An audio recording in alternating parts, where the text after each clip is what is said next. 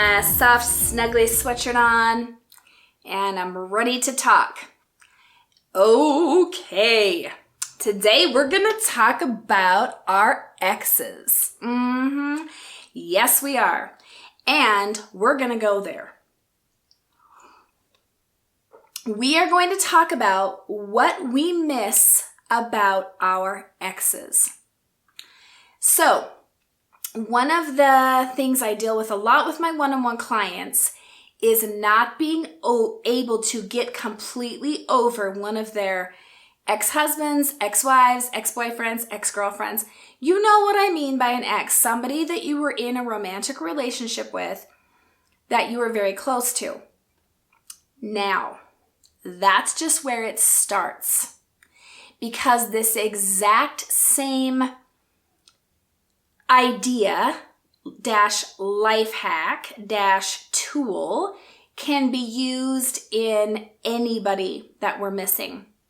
We miss an old best friend we used to have that we don't talk to anymore, even getting very deep and going into what we miss about our moms, our dads, our grandparents. So not just people that we have ended relationships with, but people who have left this planet, people who have passed on that we miss so much. Because, and I know these are, different emotions, but there is grief either way. We grieve our exes and we grieve the people that have passed away. So this has been by far the best way that I have had of dealing with it. I always think I want my glasses and then they have such a glare, they're driving me nuts. So this isn't me trying to be a sexy librarian, okay? I should have started off with my hair in a bun. I could take down my hair and take off my glasses and be like, okay, you guys, now let's really get started. Just kidding, settle down. All right, so here's the deal. There are reasons that we miss. Okay, let's go back into the ex thing. There are reasons we miss our exes that go above and beyond just specifically who they were as a person or like the addictive, negative part of that, right? There are real things that they brought to our lives that we miss. So let's say that you have an ex who was very, very hilarious. They had a great witty sense of humor and you miss that so much, right? So the first question is, and about whoever it is that we're talking about, whoever it is that you miss, you guys,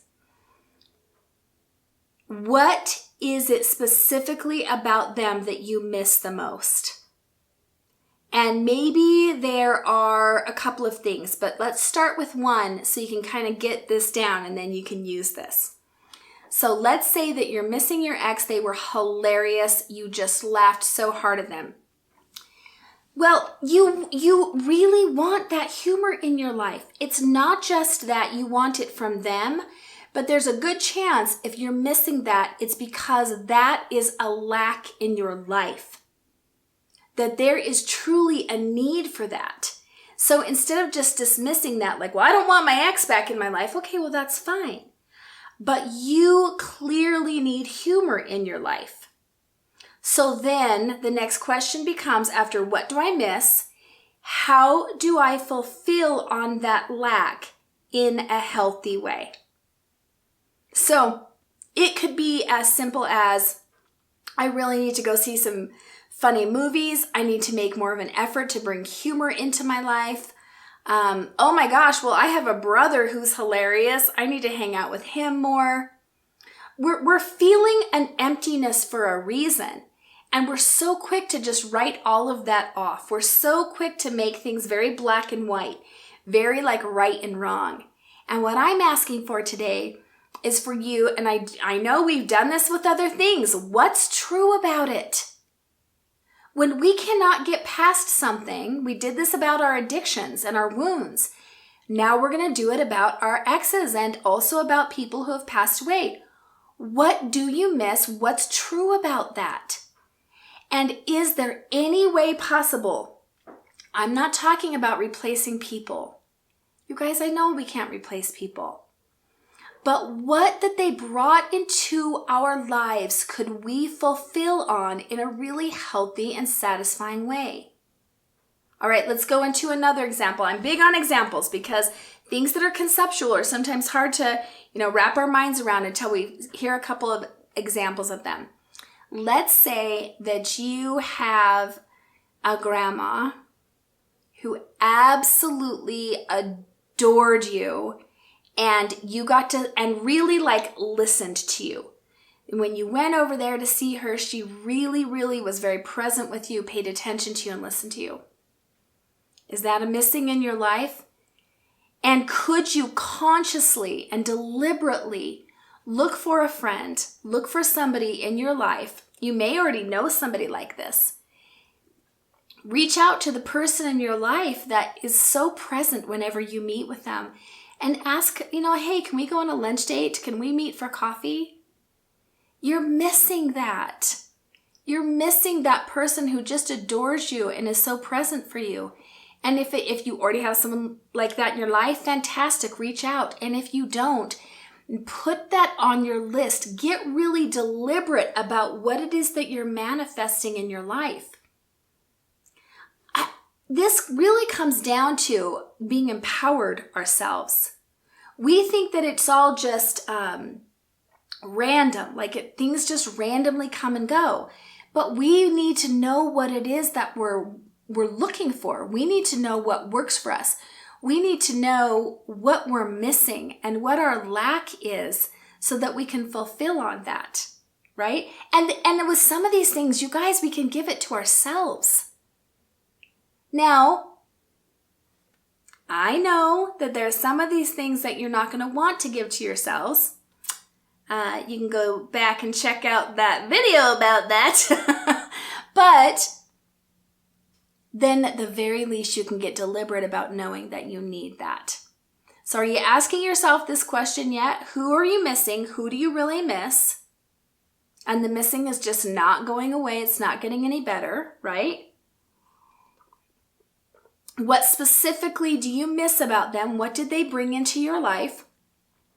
Now, how do you get that lack met in a healthy way? Once we ask the right questions, we often get brilliant answers. I think it's just a lot of times we don't even know what questions to ask. So this is just some ideas on what questions we ask. So, I have a specific one from my own life. And I was struggling for a while, missing an ex-boyfriend of mine who really brought this very calm, peaceful energy to my life. And whenever I was around him, I just felt it was very grounding for me. He was a Virgo. Those Virgos can be so grounding. Those lovely earth signs.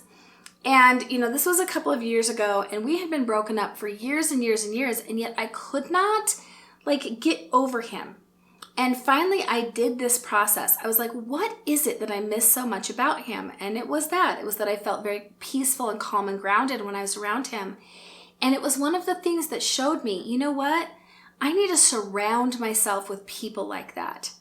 At the time that I realized this, I was very much surrounded by quite high-strung people for the most part.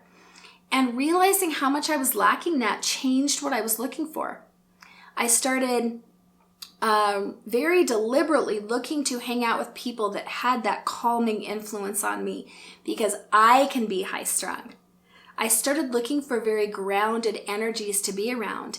And I will tell you, this is the honest truth. When I surrounded myself with that, I was able to get over him. I still adore him as a person. Actually saw him recently in an event, and it was so good to see him. but I don't ache for him anymore, right? I don't long for him because I have fulfilled on that lack in my life. So I hope this has helped. I hope that this has shown you some questions that you can ask. I'm a big fan, a huge fan, in case you haven't noticed this yet, of getting what we want in life and getting it in the healthiest way possible. I don't want for all of us to have to long for our exes, right? Or to never, ever, ever be able to get over even some of the grief of losing people. How can we fulfill on the things that we need and want? As always, I adore you guys. You're amazing. May your coffee be strong and your life be blessed. Thank you so much for watching this video. Please like and subscribe. It really helps out my channel. And if you would be interested in working with me further, you can check out DawniAngel.com. I would love to come speak to your group, come to your business to do a training, be on your podcast, my personal favorite, or even work with you one-on-one.